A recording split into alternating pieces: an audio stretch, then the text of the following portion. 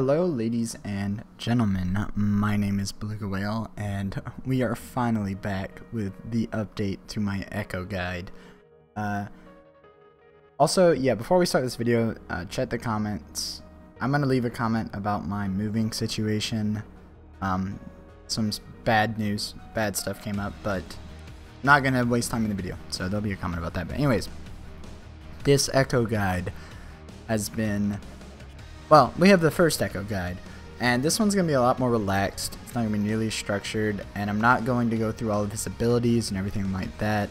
Make sure, if you're really worried about that, go check out the other one. We are going to kind of run down what changed about his abilities, but as far as like in-depth, how to use them, all that stuff, it's going to be a little bit less. This is just an update to my previous guide. Now, the reason this one has been taken so long to come out is mainly because they kept changing Ekko every single patch. So what would be the point in making this video if I'd have to keep making it again and again every few weeks? And then also, you know, I've been busy. But anyways, first thing we're gonna do, and most of this is just gonna be live, I think, but first thing we're gonna do is talk about what they've changed on his abilities. Now, first off, his passive, how they changed it, it's not gonna say here in the client because the client is not in depth, which is actually really stupid. But his passive, the slow speed is, or how much it slows, is down. I think the movement speed it gives you is up from when I made the guide. The damage, base damage is down, AP ratio is up, and also the cooldown on the same target is longer. I think that's everything they did with it. The long story short, the only real major thing that we need to touch on is his W. His W now stuns for half a second shorter than it used to, which is pretty much the only real big factor of what they changed with his abilities. Now, they did change pretty much everything else. All they did was lower base damage and raised ratios, so it just made it better and better and better to build damage on Ekko. But this was just a straight nerf to Ekko. I mean, there's no other way to look at it. They made his stun less powerful. It's still pretty good, and if you hit it, you know, it's still a decent stun. It's like 1.75 instead of 2.25 now, so it's not awful. But this is like the major nerf to Ekko. All the other things you can call tweaks. I call them tweaks because they're not really nerfs. They just kind of changed how they want you to play Ekko, but this is the nerf. So anyways, the rest of it, lower base damage, higher ratios, pretty much for all of these. Now, what this means for Ekko, and wow, that is old, and we're gonna have to make a new one. This is just gonna be Ekko. Basically, what Ekko is now is a tanky AP assassin, and the reason I call him an tanky assassin instead of a bruiser is because they're really two different things. A bruiser is kind of halfway between a damage dealer and a tank. You know, they kind of take care of their back line. Sometimes they'll front line if they have to. They build pretty tanky. While you are going to be building kind of tanky with Ekko these days, you are playing him as an assassin. You're going to play him as trying to get to the enemy AD carries or enemy mid laners, whoever's immobile, since Ekko is extremely mobile, and you're going to try to kill him with your very high ratios and building a little bit of AP. So Ekko now is straight up a tanky AP assassin. Period. No matter how else you look at him. I mean, you can build him tank, and you can build him full AP assassin, and you can even try to build him as a bruiser or something, but this is what I've found success with, and it's what I'm going to recommend to you guys. That's all I'm saying. So starting items, it's the same as it was. Build Hunter's Talisman. If you are conditioned with Ekko, you'll know that refillable potion's better. If you have to go 3 health pots, that's okay, but refillable potion's much better in the long run. You're going to get a warding totem first. I still go green tracker's knife, smite stone, whatever you want to call it. I still go this on Ekko. I know a lot of people do blue smite. I think that's definitely the most popular one on Ekko. Some people go red. I wouldn't really recommend red. Red is better the higher elo you are, and depending on a lot of nitpicky situations, but for an overall good one, blue, it's a little more lenient towards Basically, blue is easier to use than green, but if you can use Ekko properly, then green is going to be much more beneficial in the long run. So I like it. Obviously, it gives you wards, and then with it, you can build this, and it won't hurt you. I'm just gonna call this. You know, I'm not even gonna call this anything. We're actually gonna straight get rid of this and replace it with this. I'm just gonna make this the final build, and we're just gonna talk through it as I build it. You are gonna be going runic echoes now. Cinder Hulk, while it did get a buff relatively recently, I mean, I got a buff like I think in mid-season or maybe the patch afterwards.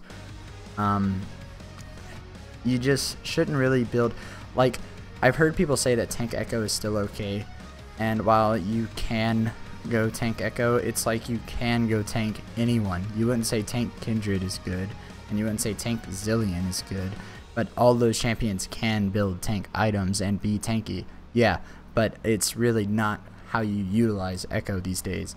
So you're definitely going to want to go runic echoes.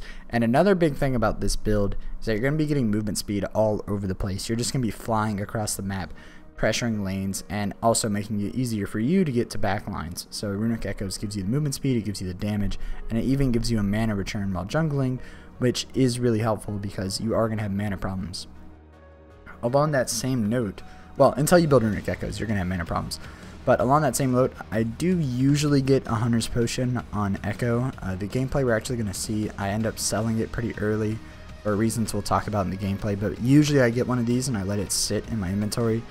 It's just free healing and stuff. Ekko doesn't have a really bad clear, but once you buy a Hunter's Potion, you're pretty much always going to be full health, while jungling, which is just useful for a plethora of things. You know, you can 1v1 enemy junglers, you're always ready to gank, you know, you're always ready for a team fight. It's just better to have high health and high mana all the time. So I think Hunter's Potion is really good. Definitely runic echoes though. As for the second item, it's actually important that you go ahead and finish your boots, and you're going to be getting boots of mobility. So last time we said boots of swiftness is what you want to get, and last time boots of swiftness were a lot better. I think they had an extra 25 movement speed than they do now, or at least 20. Maybe, was it 20? No, 15. I think it was 15 more movement speed, or 10 more, or something like that. They were cheaper, and they were just the best boots. But now, 55 movement speed, I mean, these are already 45 movement speed. 10 extra movement speed isn't really that great. I mean, they do still give you the reduced slowing effects, so if you're versus champions that have a lot of slows, I guess go for it, whatever.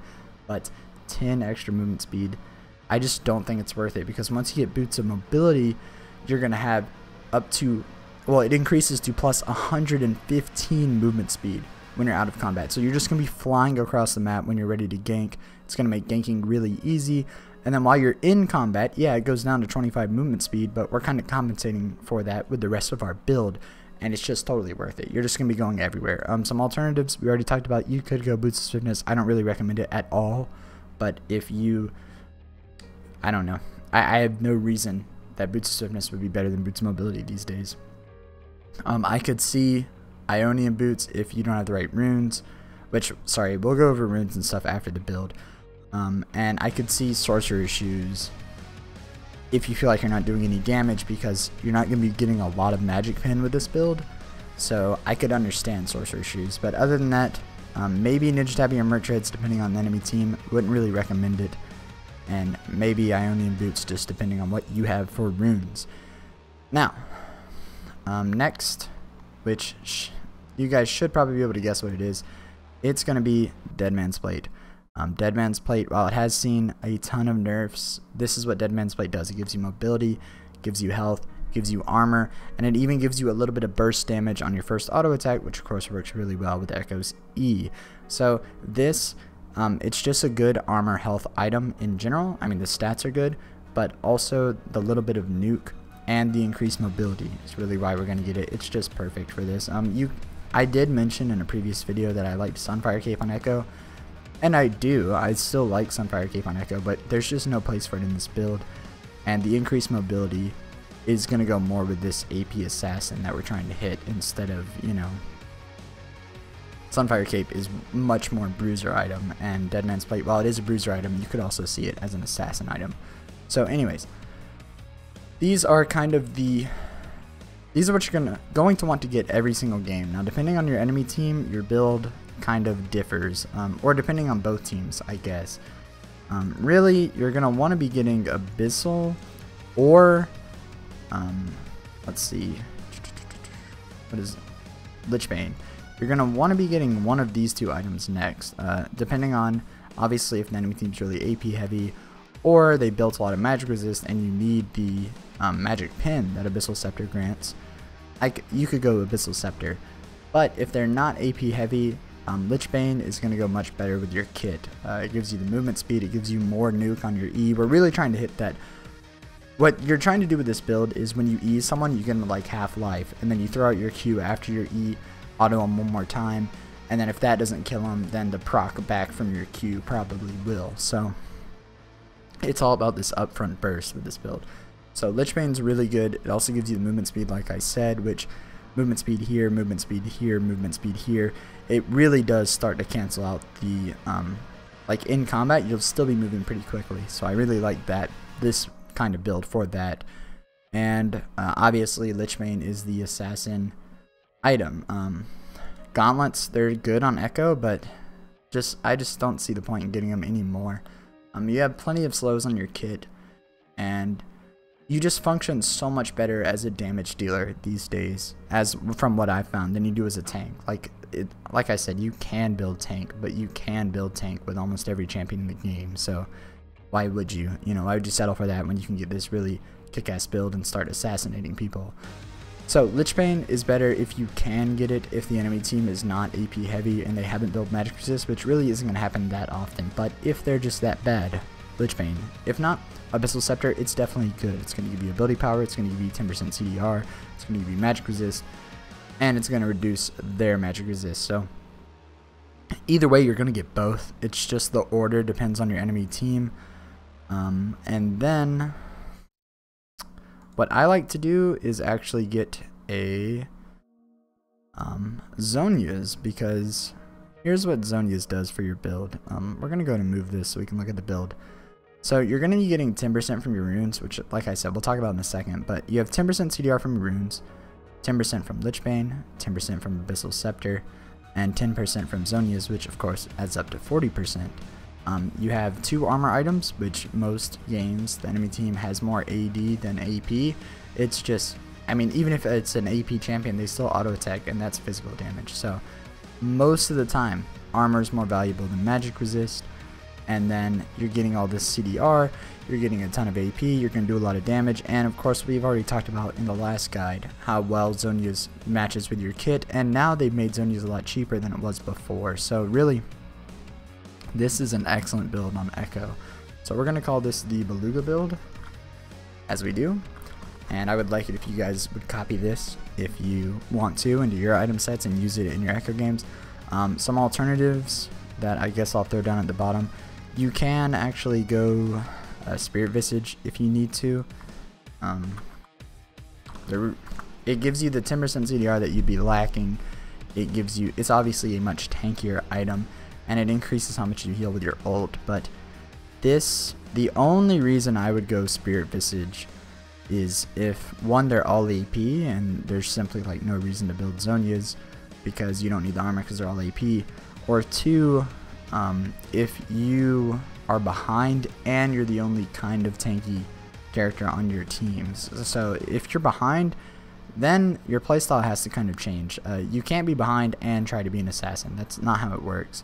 If you're behind, then I could see you trying to build more tanky items and kind of fit that role for your team instead of an assassin. The assassin's obviously what you want to do, and if you play Ekko right, you will be able to play him as an assassin, but it happens. Everyone gets behind. Maybe you get counter jungled, maybe you get a bad gank at the beginning, stuff like that. You're behind in a game. I could understand Spirit Visage. I could also understand, for like the exact same reasons, if you wanted to get a Randuin's pretty early. These are all items that are good, and they're okay on Ekko. I mean, they're really good tank items, so that means they're pretty good on Ekko because they're pretty much good on everyone. But realistically, this isn't what you want to be building. Some alternatives. I'm gonna throw Wit's End in here because for some reason on every single video I don't talk about Wit's End. Everyone asks about Wit's End. Don't build Wit's End, okay? It's not good on Ekko. Oh, yeah, and while we're talking about Wit's End, I guess we can talk about Yunsos, and we can talk about Nashers, and we can talk about I don't know. Do you crazy kids build this these days too? Do you go do you go with, you know, like this? Is this the build these days? On-hit Ekko is not good, guys. It's fun to play in some normals, but it's not a competitive build. And my videos, we're going to try to focus on what you should be doing to win ranked games, you know, and try to get really better at the game. I have tried on-hit Ekko before. It's okay. Obviously, it kind of works with this passive, but also one of the more recent changes to Ekko is they increased the cooldown for using your passive on the same champion. So that just kind of makes this even worse. I don't recommend on-hit Ekko at all, but I know you guys are going to ask about it because you always do. It's bad. I would not do it. But there, I addressed it. Some other things, I could see people wanting to get a Rabadons, but it's really expensive. You're not going to be getting that much gold, even if you're really doing well. It doesn't give you mobility, it doesn't give you the safety of these two items, it doesn't give you CDR. All it does is it gives you a ton of damage, which on paper might seem nice, but the utility of these is worth more. Luden's Ekko, you wouldn't get that when you have this. Rylai's, you don't really need it. What's the name of this item? Where is this item at? Rod of Ages is what I'm looking for. Rod of Ages is good, but it kind of falls in the same thing as Rabadons. Like, maybe if you're playing mid Ekko, I can understand that, but mid or top, you know, I could understand Rod of Ages. But as a jungler, you're definitely going to want to get these three items, right? Like we talked about this earlier, you have to build these three as soon as you can. And at that point, it's pretty late in the game, and you don't want to just start a Rod of Ages then, right? So I could understand that you might think the idea of Rod of Ages is really good because it's a good item, but I wouldn't get it on Jungle Ekko. Let's see, I'm just trying to cover all the basics of questions that I know I'm going to get. And of course, if you guys have any questions ever, always feel free to ask me, but I'm just trying to cover all the bases here. Liandry's, it's good. Not as good as these, and it doesn't have the utility, so I wouldn't get it. And I think that's about it. Morellonomicon, very rarely you could get a Morellonomicon. Like if the enemy team has, I saw Banshees, we can talk about it too, and Guardian Angel, shoot, why not? But anyways, Morellonomicon, if the enemy team has like Mundo, Zac, and Maokai, or you know, like full lifesteal, I don't know, Olaf or some crap like that, you could go Morellonomicon. Obviously it's built to deal with that kind of stuff, but otherwise you don't really need it. The CDR is actually excessive, and the thing about, let's talk a little bit about buying stats you don't need. I don't think a lot of people know this, but basically every item in League has its cost because of the stats that it gives you, right? When they balance items, that's kind of how they balance it. Like, for example, this is 3800 because it doesn't only give you 120 ability power, but it also increases your ability power by 35%. Like other 120 or 100 ability power, this is 600 gold cheaper. This one's also 600 gold cheaper. You know, you're paying for every stat that an item gives you, is what I'm trying to say. So say you wanted to get a Morellonomicon, but you already have 30% CDR because you got 2 of these items and you have the right runes.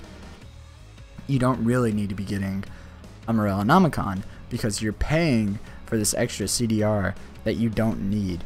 Now also, if the enemy team's really heal heavy, then it's different. Then, you know, this reduced healing from grievous wounds that it applies is worth a lot more, and it's better to buy it. But in general, this is why you don't overstack certain stats, and cooldown reduction is pretty much the primary one that people overstack. So just some knowledge for you guys. Be aware that you're paying for everything that an item gets you, so you want to make full usage out of those stats. It's kind of the reason why Vlads don't build Rod of Ages, right?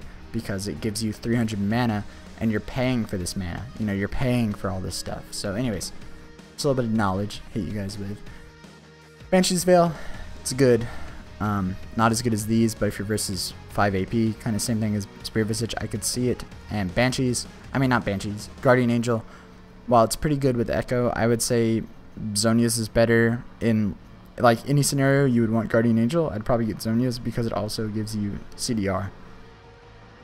And it almost gives you as much survivability as Guardian Angel does. So this is definitely the build that I would recommend. And if I answered any of your questions, good. If you have any more questions about the items, it's fine. Always feel free to ask me any questions that you guys have. Now we're going to talk about runes.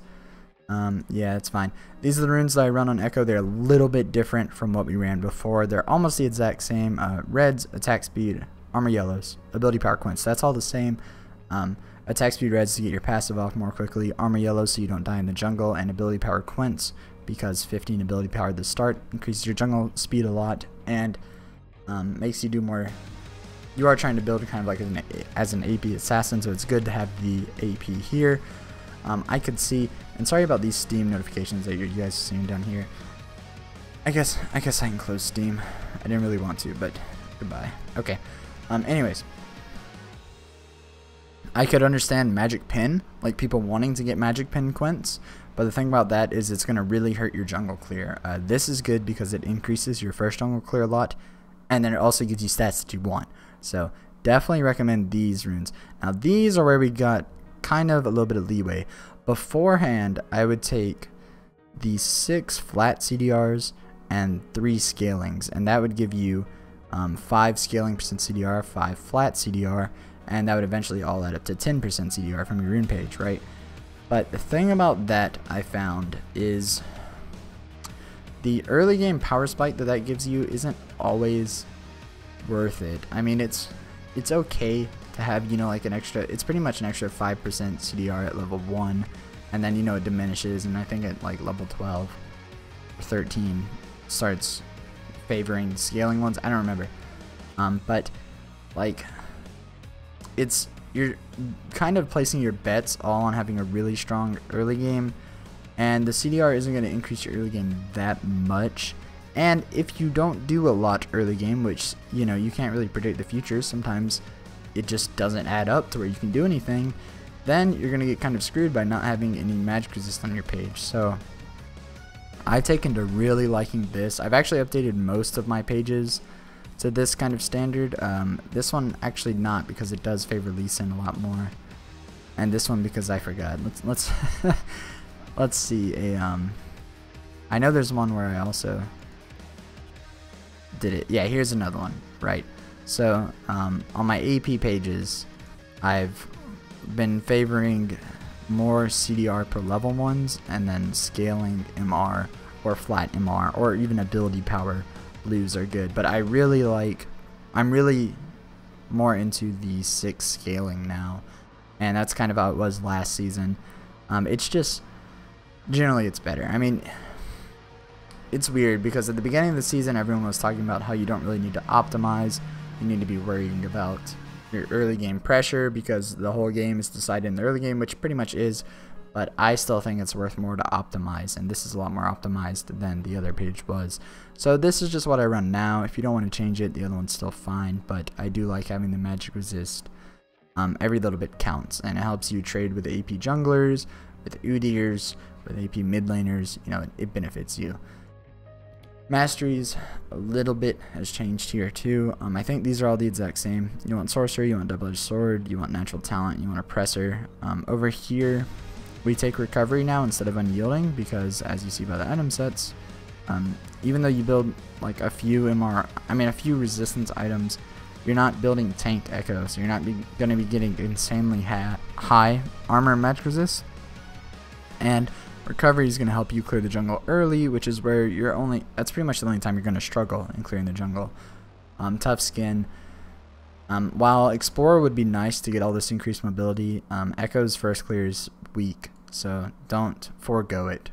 Like, you need tough skin just for your first clear. It sucks because after your first clear, and once you get like a little bit of your jungle item, you're fine, but I don't think it's worth it because people like to cheese invade or just invades in general, or maybe you need to gank early, and if you come out of the jungle too low, you're not going to be able to pull that gank off, you're not going to be able to fend off the invade, all that kind of stuff. Definitely go with tough skin. Runic armor versus veteran scars, either one of these is fine actually. I like runic armor more. For a while I was saying veteran scars is pretty good on Ekko. It is, but overall I'm gonna have to say runic armor is better. Increases your W and increases your ult, increases your base health regen. No, it doesn't. Yes, it does. Regeneration right there, the third word. It just increases your sustain, which I really like on Ekko, and scales well with your W and your ult. So back to runic armor. However, this one is different, I think, from the previous guide. Perseverance over insight. So the reason we take perseverance now is because insight only affects flash. It does affect smite, but since smite works on a charge system, it's really hard to notice how insight affects smite. Like, whether you take insight or not, you're probably not going to be like, oh, my smite's up so much quicker, because just because of the way that smite works, insight barely affects it. Now it does affect flash, which can come in handy if you know you're ganking a lane, they have insight and you don't, then that might screw you over because their flash will come up a lot before yours. But generally I think perseverance is better. Once again, it's going to give you more regen, period. I mean, it gives you 50% base health regen no matter what, and it increases a lot when you're low, but it still gives you more sustain early.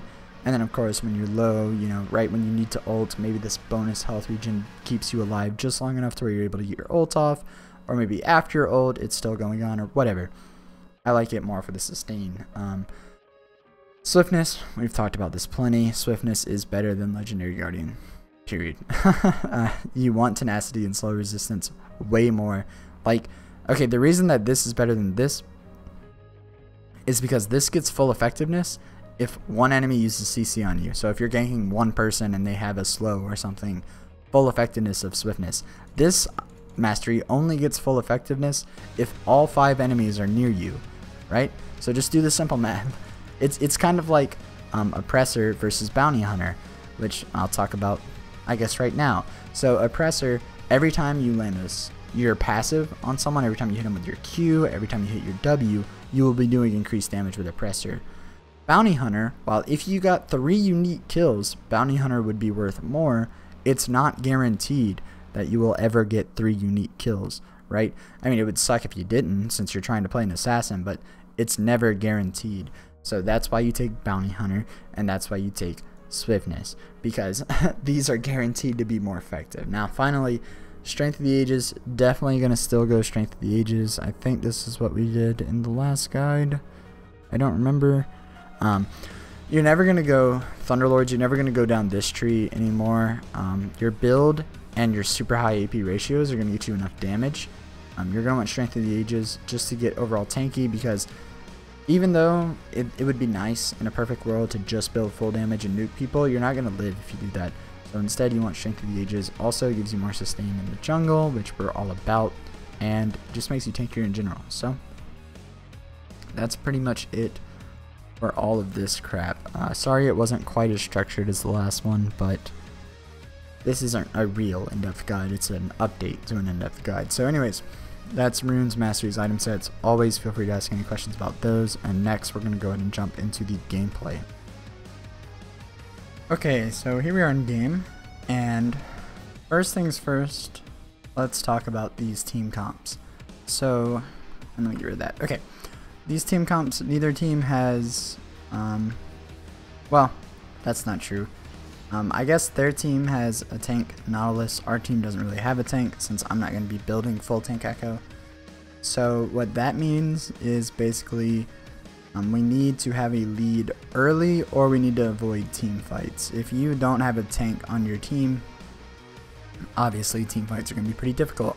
I mean, luckily I am Ekko, so I kind of have like a second life with my ult, and we do have Zillion, who literally grants people a second life.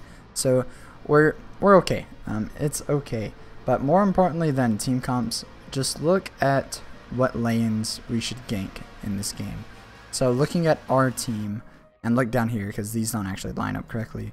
And oh yeah, I started red. Alright, the reason I started red is because I was versus a Udyr, and a lot of Udyrs invade just because he can clear kind of quickly and he moves kind of quickly. He's not super powerful, but just because of those, usually he can invade kind of successfully. So the way to counter that is, there's two ways. One, you either start on your buff and get your bot lane to leash you on the buff, so then you instantly get it and leave. But I was more worried about Udyr actually stealing my red, so I'm gonna start Krugs, red, go do blue. Unfortunately, my Riven didn't leash for me, but that's okay. I mean, it's not ideal, but we'll get by just fine. Remember, when you're doing Krugs, I'm gonna rewind it a little bit and speed up a little bit. Alright, so look. I throw my stun to where the Krugs cannot hit me. There's no reason to let Krugs hit you, unlike Gromp. You want Gromp to hit you because it gives you the... you want to smite Gromp and then get Gromp to auto attack you so that he starts taking his own buff to damage.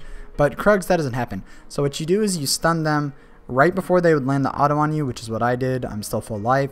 And then you're going to use your smite to keep them stunned. Keep the big one stunned as long as you can, and that'll save you the most life out of Krugs. Sorry. So I do that, and then just kiting it back and forth, trying to get out of it without losing too much life, but obviously I'm going to lose a lot of life. Ekko's first clear isn't insanely good, and without a leash at all, you should expect to get low health. So that's me right now, but it's okay. I'm just going to kite this around, and it actually takes me so long that my smite's going to come back up, and I definitely am going to use that on the red to get that health boost, so that I have a decent amount of life. And the thing about Krug buff and blue is that blue actually does a lot less damage and is a lot slower, or it has less auto attack range. It's something like that versus red. So blue is pretty much the easier one to clear.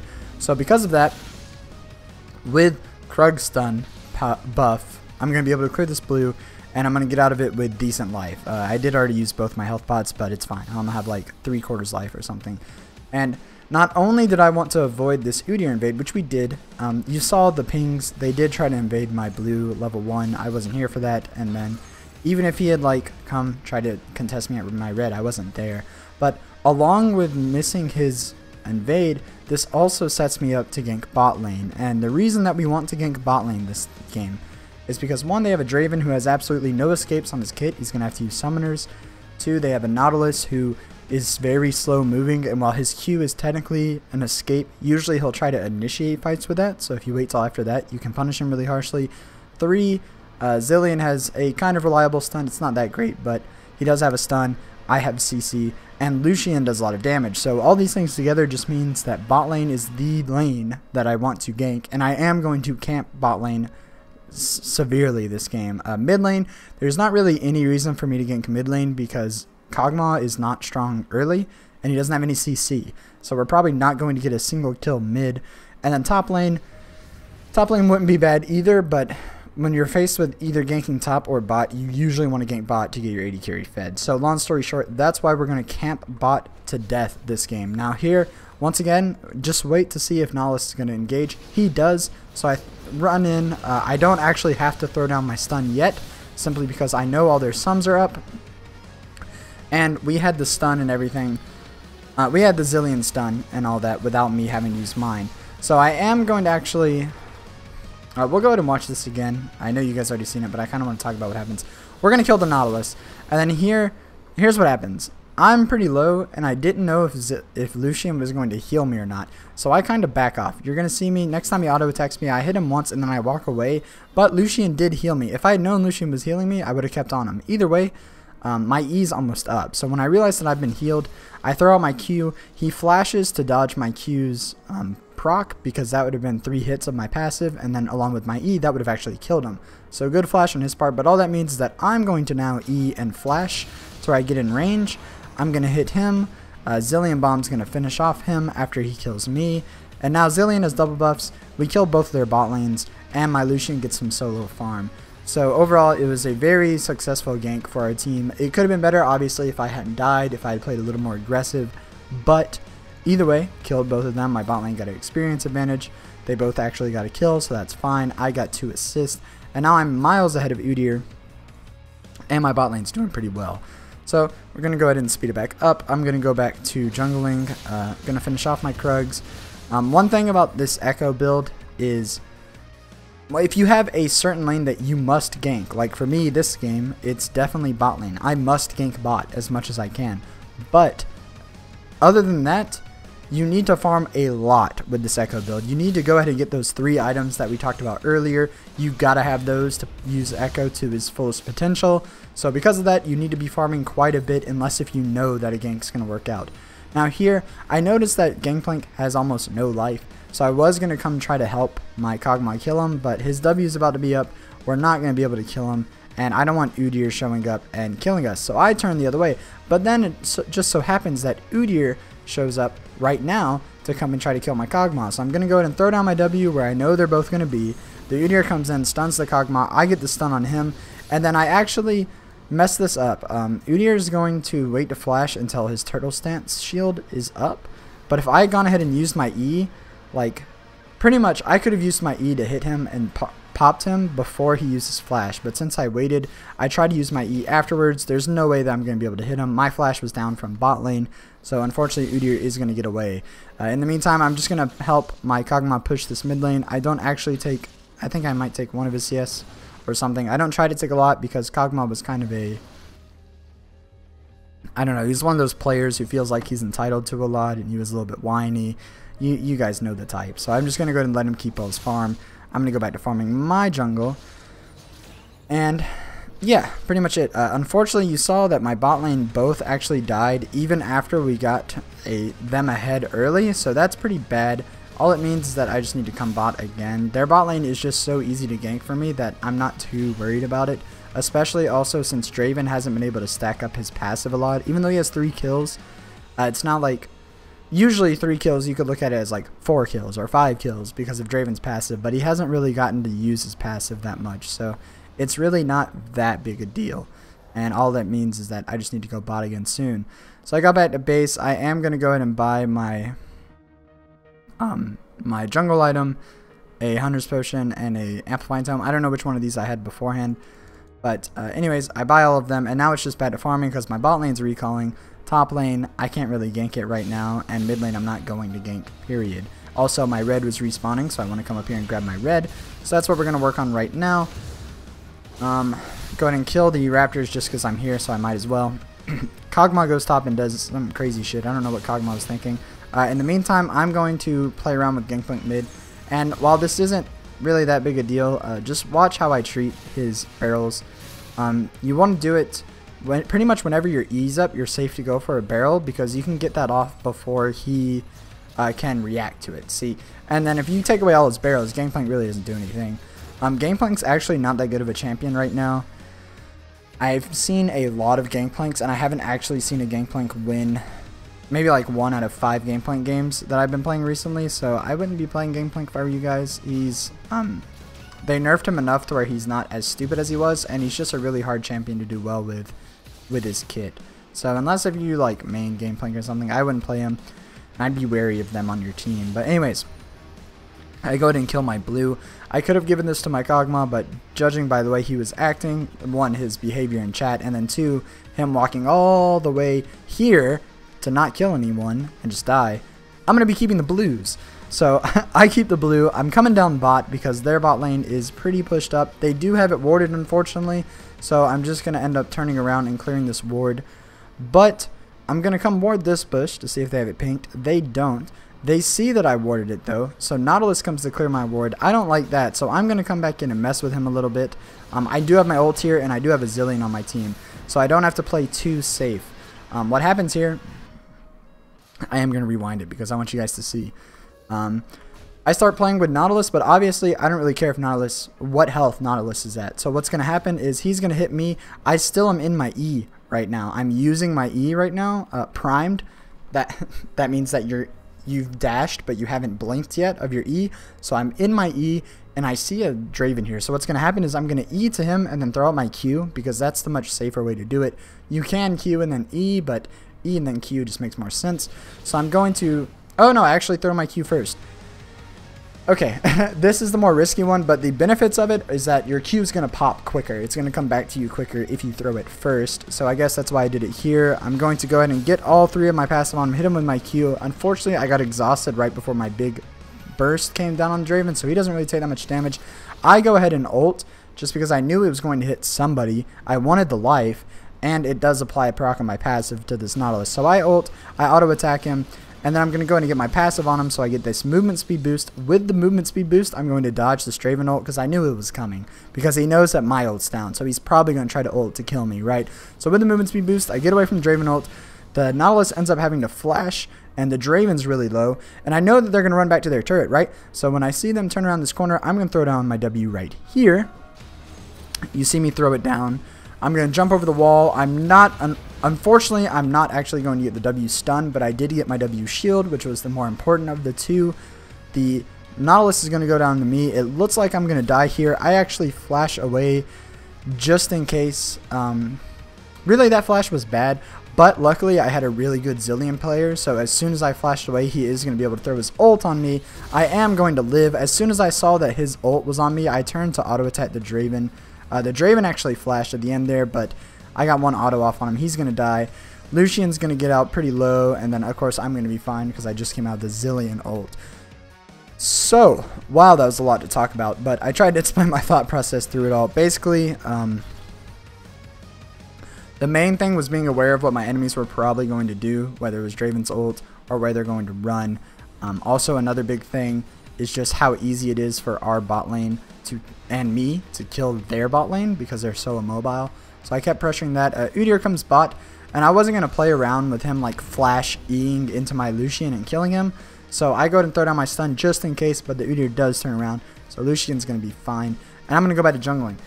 Even though you are playing an AP assassin, still help your team, right? So you'll see me, that's not the first time, or I mean that is the first time, but that's not going to be the last time that I actually go out of my way to make sure that Lucian is safe. It simply does not benefit me to ignore my Lucian, right? I need my Lucian to be strong and in the game, so I'm going to help him when it fits me. There'll be times where I jump on Draven alone, try to kill him, or you know, stuff like that, but you can still protect your AD carries no matter what role you're playing. So I go back, and then you see here, I actually did sell my Hunter's Potion. The reason I did that is because I wanted to go ahead and buy my Boots of Mobility. I couldn't afford them otherwise. So now I have Boots of Mobility and my Runic Echoes. So I've got quite a lot of movement speed. The enemy team, unfortunately, does finish off the Dragon when I'm not going to be able to come and contest it. And I know that,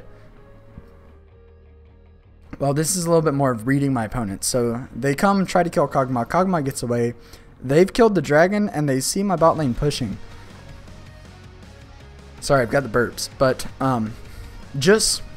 you see the enemy kill Dragon, and your bot lane is pushing. You guys, think about this. Where do you need to be? What's about to happen? Alright, I hope you thought about it. Because what's going to happen is they just killed it. Udyr's here, and the bot lane's here.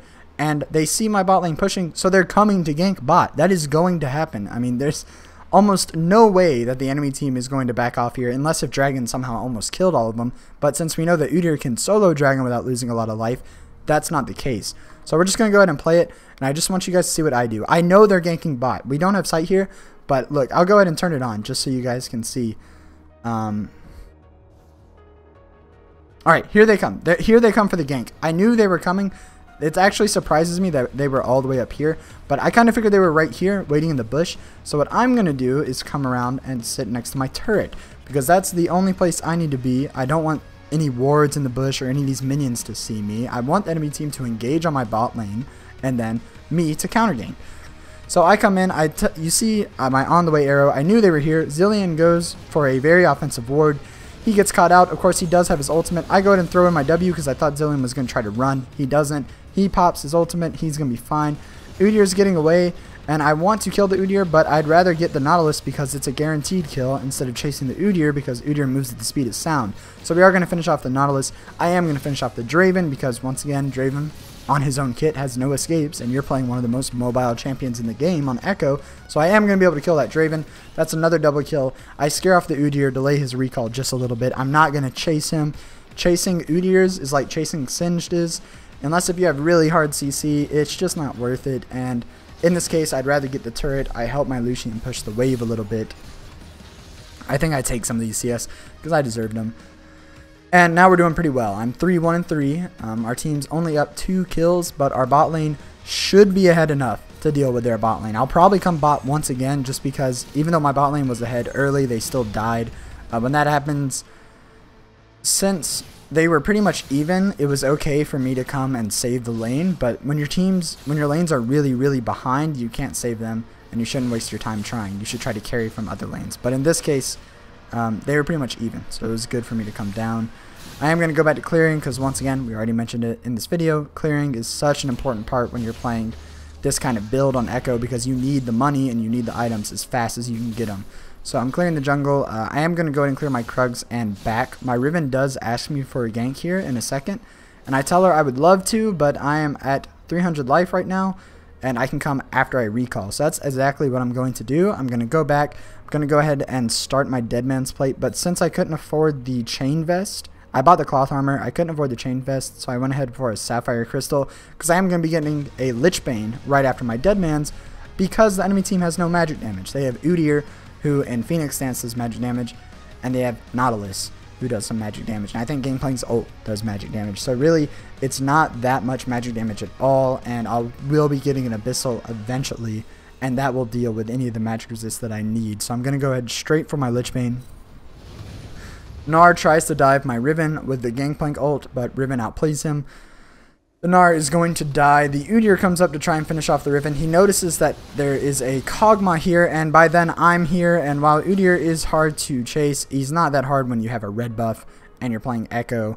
So I am going to be able to catch him. I asked my Riven if she wants this Rift Herald. I want to give it to her, but she wants to push top first. Kog'Maw's kind of helping me, but it would be way too bothersome for me and Kog'Maw to do it. So I'm going to go ahead and go help Riven push, actually. Get these minions out of her wave, because I still want Riven to get it. So we push the lane, and then I tell her, yo, let's do this Rift Herald.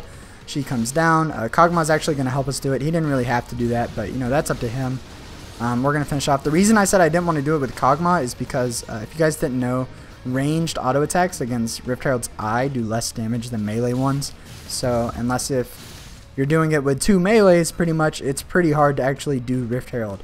So because of that, I wait till my Riven comes. Riven comes. We are going to finish off the Rift Herald. I am going to give it to Riven. It would have been good on me, actually, as well. It would have been really good on me because I am an AP assassin. But the reason that I gave it to Riven is because she's kind of winning her lane already, and I want to just gank bot.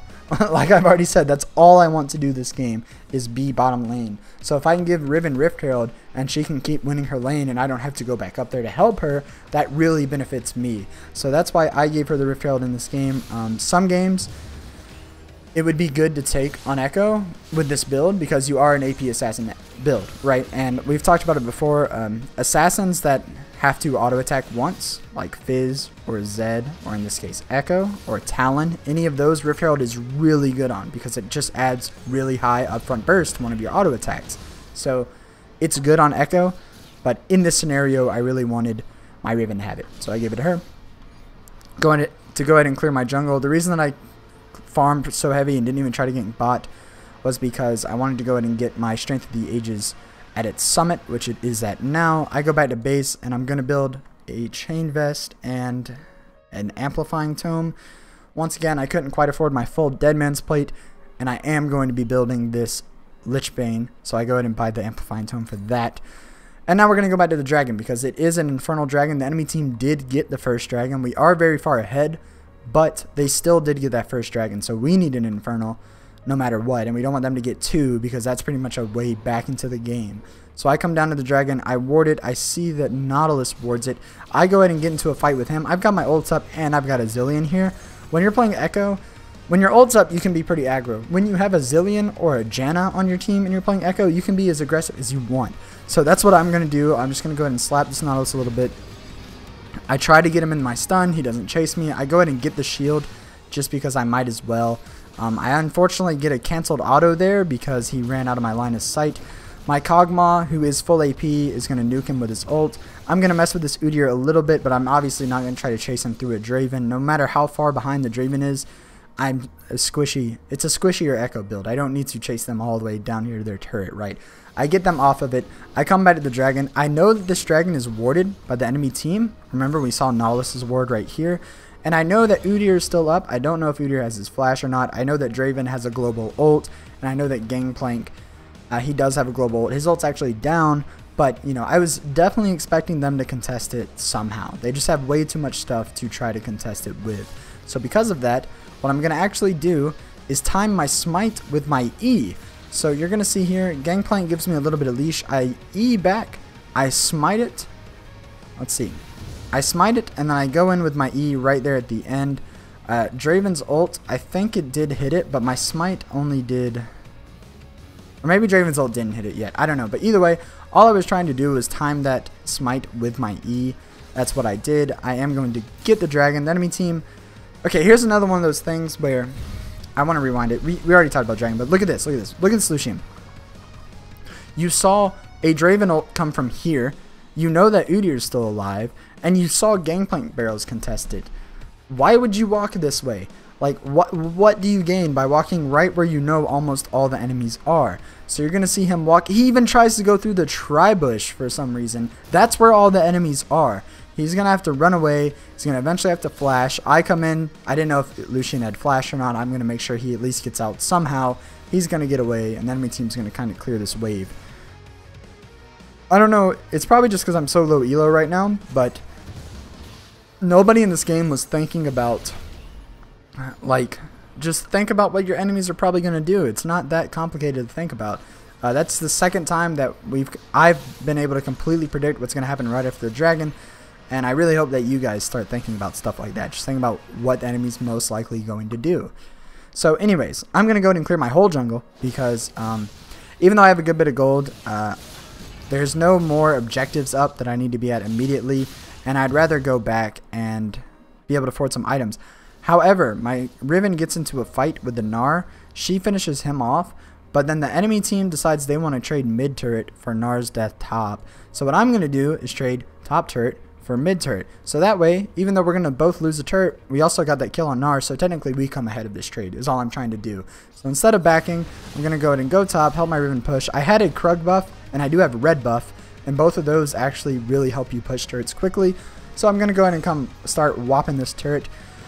Unfortunately, I actually had Gromp buff. I was not thinking about that. As soon as Udyr auto-attacks me, I start tanking the turret. I didn't even realize I was tanking it, and I was like, oh my god, my Riven's going ham. But then it turned out I was going ham, because I was the one tanking it. I do have my ult, though, so I'm going to be able to get out of the turret fine. Gangplank wastes his ult. They don't actually even get my mid turret, and we are going to finish off this Udyr. So, wow. I haven't commentated like this in a while. I'm getting tired. But anyways. Now we've traded top turret for what we thought was mid turret going to be dying. Our team does actually defend the mid turret. We got that kill on Gnar. We also got a kill on Udyr. So everything is just going great for my team at this point. I will, of course, keep commentating and explaining thought processes and stuff. But pretty much the game's over at this point. It does last another 5 minutes. But the game's pretty much over. And the reason that we won this game is because we really focused on punishing what parts of the enemy team we could. Like, you might look at Kog'Maw on your team and then say, oh my god, Kog'Maw's a hyper carry, I need to gank for him. But Kog'Maw doesn't do anything early game. He's a hyper carry he's a hyper carry very late game whether you gank for him or not. Because early game he's just not going to do anything in ganks. So instead of that, I can get their bot lane super behind and my bot lane super ahead and get me ahead. And then turns out my Riven was actually winning lane, but with the Rift Herald she's going to win lane even easier.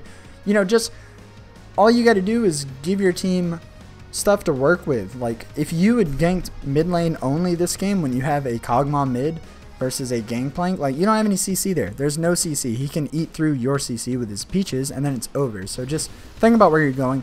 What happens here is, we'll go ahead and rewind it. Okay, so look, my team is sieging. Kog'Maw's out of mana. But both my bot lane are full life, full mana, and they have their ults. So this was a really bad teleport by the Gnar. But all he sees are 3 squishy enemies, and he thinks with his rage bar almost all the way up, he's going to come in and make a big play. But our team sees him start teleporting. I start pinging my team. Hey guys, look out, there's an enemy here. Zilean prepares the bombs. Gnar starts eating those up. By the time he finishes his teleport, I'm here to finish him off.